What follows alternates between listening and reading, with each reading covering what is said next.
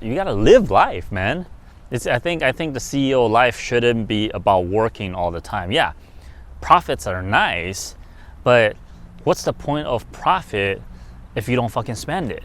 Not just that, relationship is super important too, because it's nice if you have the money and you can spend it, but it's even more fun to spend that money with your friends. You know, like case in point, like we talk about, like that's Kenny's car right there, right?